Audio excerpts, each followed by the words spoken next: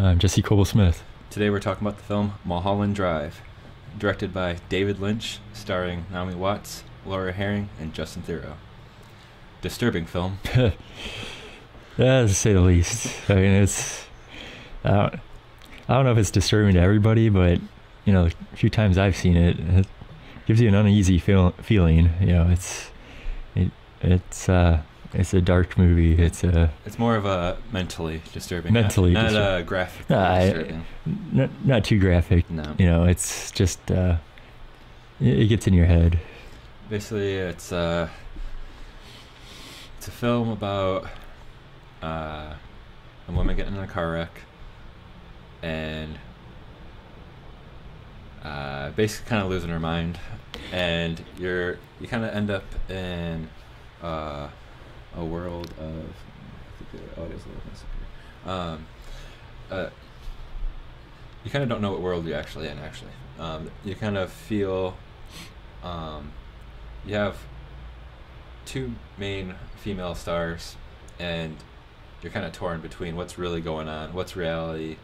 Yeah. And yeah, because the opening, you know, car accident scene is just, you know, she survives this bad car accident and just wanders off, you know, not knowing who she is, you know, what's going on, and stumbles upon a house, and you know, it's kind of like you're thinking, all right, what's going on with this lady? Who is this lady? mm-hmm. You know, she don't even know who she is, and it's that's really how the movie starts rolling. Is like, just who is this? You know, who is this lady? You know, and then Naomi Watts' character, you know, she's, you know, came to Hollywood and, you know, trying to make a career for herself, and finds this, you know, lady in her aunt's house just chilling in the shower, Yeah. like, and she's kind of confused, like, oh, well, who are you? And you know, they don't even know who she is, so she sees a Rita Hayworth poster in the bathroom. It's like, oh, my name's Rita. Yep. You know? And it just kind of, the rest of the movie just kind of rolls as like, we need to figure out who Rita is, you know. Yep. So Yeah, and spoilers, obviously. With every Thursday will be spoilers, but I'll repeat it every Thursday. Yeah, I think there's a lot of David Lynch is notorious for not explaining what his movies are about. Yeah. He wants the viewer to make up their own decision of what a movie is, Mm-hmm. and I think that's what makes his movies great. And my theory, well, there's different scenes in the movie that kind of direct you in a certain way, and I think each person can think of whatever direction that is. Yeah.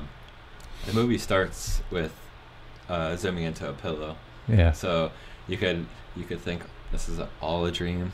Yeah. You know, I don't really think that at all, but basically my thoughts is, It's one of those things too. It's like when you watch the movie for the first time, you're not gonna, okay. It's a pillow. Yeah, cool. Like, you someone know, going to bed. Yeah, Or, it's you know, at least for me, it's something like I probably forgot about the pillow 5 minutes into the movie, like later out of the movie. Yeah, I think the pillow is David Lynch making someone already think that it's a dream when it's not. Yeah. I think that's just like one of his tidbits, as Yeah. he calls it, Uh-huh. that, you know, he throws in to make someone think a certain way. Uh-huh. I think I still don't know what the box is in the blue box. I think my best description of what that thing does is it actually separates the Hollywood dream life to the actual life. Yeah. Just from the end scene where she opens it and it drops down, and then you're back to like reality of like, Yeah. she's on drugs or something. She's messed up, obviously. So that's really, it's hard to figure out exactly the starting point of the blue box, because like so they bring it out at the hall, the opera part, Oh yeah. whatever. Because they had the blue key. Someone had the blue key or something. Oh, it was in her bag with all the money. Yeah. And then the opera house or whatever that. And I think I think that's kind of what linked them two together. But I don't really recall exactly like what like started that. I know at the end the guy behind Winkies ends up with it. Yeah. So it could have had something to do with the crazy scene inside Winkies with the conversation. It had to have something to do with that, because that part of the movie is like really just like, you know, it's just placed there in the movie. There's obviously, and it's at the beginning of it, like really close to the beginning of the movie. Within 10 minutes of the movie, and it's really like, all right, where's this going? And then it's like, all right, it was just like a scene within the movie. Yep. It obviously means something, but trying to figure out what it means exactly, you might never really figure it out, but it serves some type of purpose in the movie, and it's real bizarre and it's real creepy, but you know, it gives you some type of clues of, all right, this is. And he even talks about, you know, that diner scene. It's all about a dream. You know, it's a dream. I seen you. You're standing over there. And at the end of the movie, real close to the end, before she's back at her apartment, she's there with the hitman guy. At Winkies. So all that could be linked together to where like Winkies is like the hub of dreamland. Yeah, and the waitress had the Betty, like, so that's her name, and you know, her fantasy name. So it could have been all a dream from that dude from Winkies. Yeah, I mean, you never know. It could be anything. And that's what's great about the movie. You can take it as however you want it. You know. Yep. I think it's a movie you could watch multiple times and pick something out. Yep. You know. You could. I mean, probably sit down and really just watch it for clues about Winkies the whole time and try to piece everything together with Winkies. I mean, you're right. You could probably watch it a dozen times and still like find new pieces of the puzzle. Yeah, and Lynch is good with that. You know, if you ever watched the television show Twin Peaks, I mean, I've seen it quite a bit, and every time I watch it again, there's always, oh wow, okay, now I get it, or wow, I didn't notice that. Placing like little pieces to make you think about the last one or what will happen. Yeah. And what's crazy about Mulholland Drive too, it's 2.5 hours long, but it doesn't feel like 2.5 hours. No, it don't. You really get lost into like that world, and it keeps your interest because you don't. I mean, it doesn't. It gives you like a little bit of twists and turns. You're not quite sure where you're at. You know, it's like, all right, what's going on with this character? What's, you know, I mean, who is this person they're looking up or going to this, you know, apartment? You know, what's this person going to be like? Or, you know, when they go to this apartment, it's the totally opposite of what you would think. It's like, oh, that's pretty disturbing. Yeah. You know, and how he, you know, go into that scene of when they sneak into that apartment. Yeah. You know. Yeah. That whole scene is real, like just how it's shot, how it's, you know, they have the actors and their emotions to what they see in the bedroom. Yeah. It's real, you know, disturbing, like, you know, creepy, like just, it's a dark place. It's just you know, it gets in your head. It's just like the dude says in Winkies, you never want to see that outside of a dream. Yeah. that's exactly it. Yeah. That's for sure. So we kind of just shouted out a bunch of awesome scenes. Yeah. But is there anything else that you're kind of sticks out to you for a good scene or moment? Yeah, I really like the scene with when Justin Theroux's character has to go see the man with the hat, the cowboy. Go see the cowboy. Go see the cowboy. The cowboy. Yeah. It's like, he's like, oh, I'm gonna go see a cowboy for. You know. But that scene's really cool. Yeah. Like it's nervous, like you know, and then all of a sudden it's like, and it's not a nice looking cowboy guy. He chose the creepiest looking man, no eyebrows.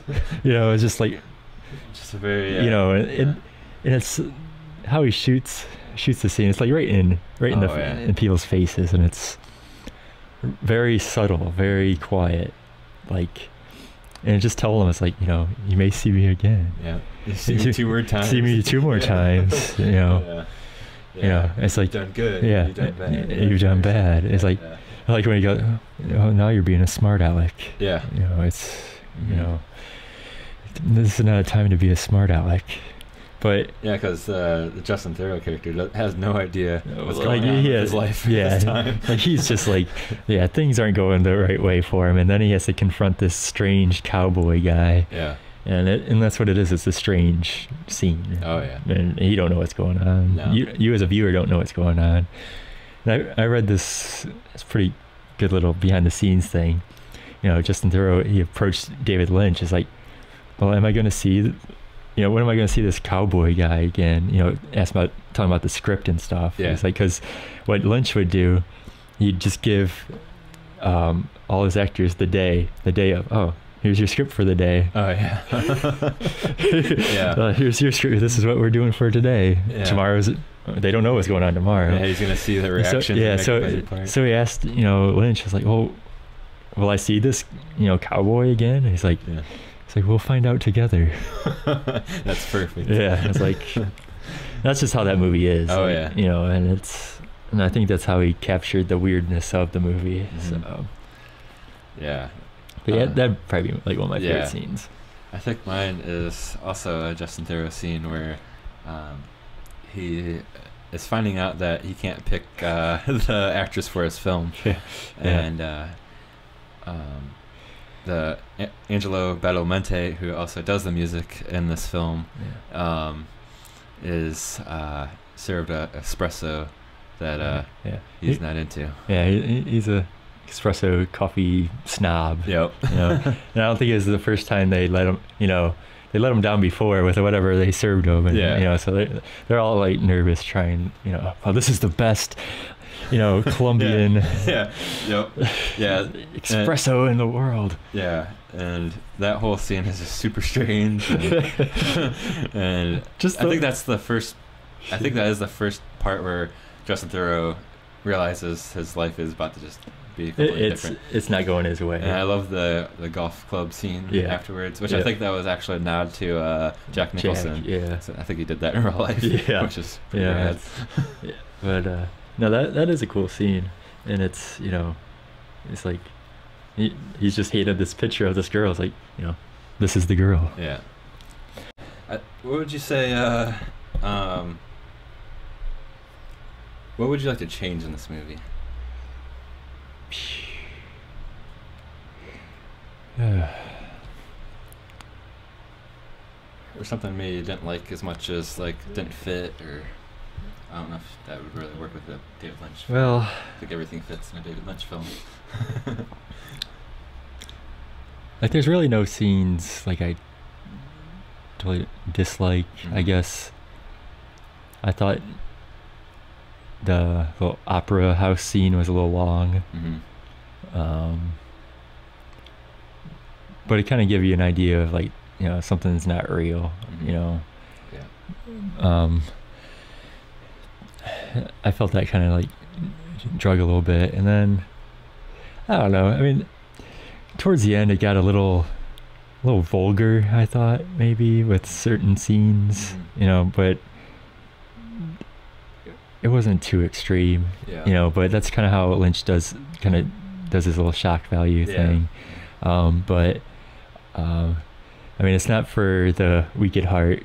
Some of those climatic scenes of the struggles of her, the Betty character, or it just. But I mean, it's nothing I would totally get rid of out of the movie. It's just it's like you don't want to watch it with your mom, or you don't want to watch it with your kids, or it's but yeah, I mean, that's just kind of me, thinking of something maybe I'd change, but really I liked the movie overall. It was just. It's something you don't see hardly at all. Oh yeah. And it's very unique, and it's super original, and that's the reason why it's Lynch's best hit as far as Hollywood goes, and as far as notoriety of I think he got nominated for director of the movie for Academy Award. I think it was his last I think Inland Empire was it was there was a production company, but it was That's overseas. Yeah. That's super like limited. It was low Yeah, budget. low budget. I think this is kind of his last like bigger type Yeah. film. Yeah. But now he has Twin Peaks Yeah. in the works. Yeah. So that's definitely good news Yes. for Yeah. David Lynch and Oh yeah. all of us who enjoy his work. Yeah. Yeah. So. I think for me, definitely I have the same opinion of the opera scene is a little long. Yeah. You kind of can daydream or drift off Yeah. the movie with that part. Yeah. Yeah.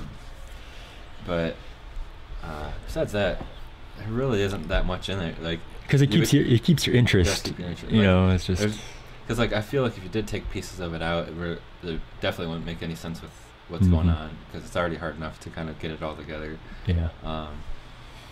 Another scene I do really like though is the one kind of like the kill for hire guy was at like the apartment building and Yeah. just accidentally shoots like Yeah. everyone. Like he's a terrible like Yeah, like the worst like terrible hitman or whatever he is. You Yeah. know, he just Yeah. does, Yeah. it's not the guy you want to hire. Yeah, that was a funny scene. Yeah. Yeah.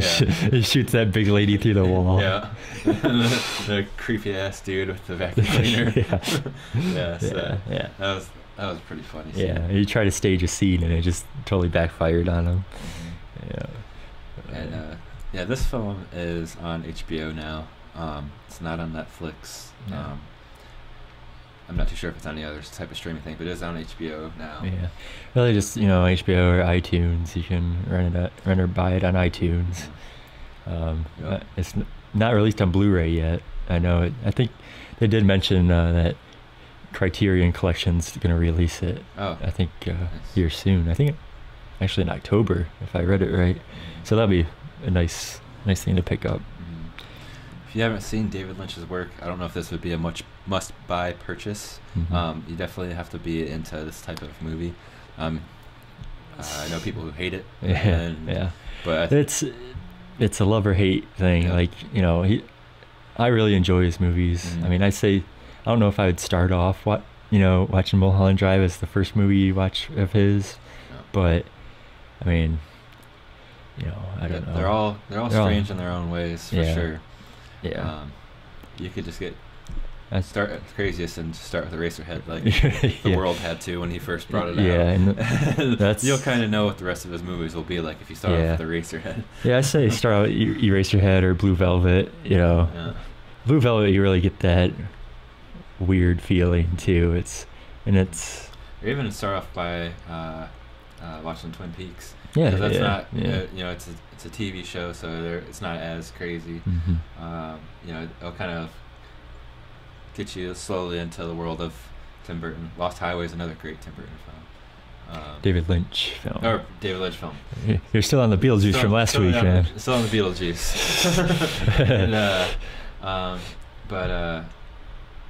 So yeah, it's definitely worth watching.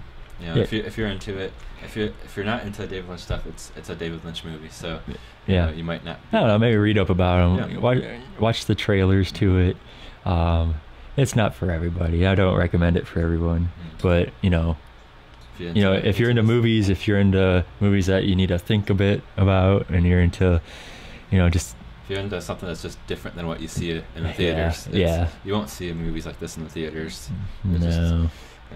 Unfortunately, Unfortunately, those days yeah. are over. Yeah, theaters are full of superheroes nowadays, so it's We probably got a little while yet till that phases out. I think it's on its. It's gonna be going on its downhill here soon. well. I think they covered quite Now a bit they're of blending everyone. Yeah. So once the whole blending is over with, yeah, I think we'll start seeing some original content yeah, more often. But yeah. it's nice when stuff does pop up here and there. That's Oh yeah. pretty excited to see. The It's Martian yeah. The Martian is something I definitely want to check out. That's and I'll probably be there to watch at the theaters to see that.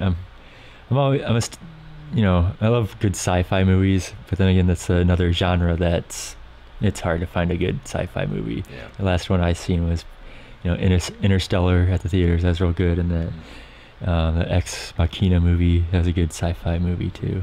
but that's rare. It's usually come across stupid slasher. Oh, here's a a killing alien. Wiping out the whole Speaking of slasher, what's that? What, Krampus? Krampus. Krampus is coming out this holiday season. If you're into the slasher type movies and you enjoy Christmas, make sure you see Krampus. check out Krampus. It's about starring that guy from The Office. yeah, I don't know his name. Yeah. But I kind of want to go see Krampus though, just for the factor of it being a Christmas slasher movie. Yeah, I mean, I feel like that's kind of like what they went for. It's like, why not go see a slasher Christmas movie? Yeah, I probably won't go see it in the movies. Maybe if it comes to Netflix, I'll check it out. At least I know, Who knows? Maybe we'll be talking about Krampus. Someday, maybe on I might be surprised, and that'll be like a great movie, which we'll see. we'll see. Yep. Yeah. But on that note, Mulholland Drive, David Lynch. Check it out if you want to. If you have HBO now, it's definitely worth watching. Yeah, if you could stream it, watch it. Definitely. Yeah, watch it. Yeah, it's worth watching. Yep. Leave the light on while you watch it before you go to bed. Don't go watch it. Yeah. Yep. You'll end up in Winkies. So, all right. Subscribe to us on youtube.com/bsmitty.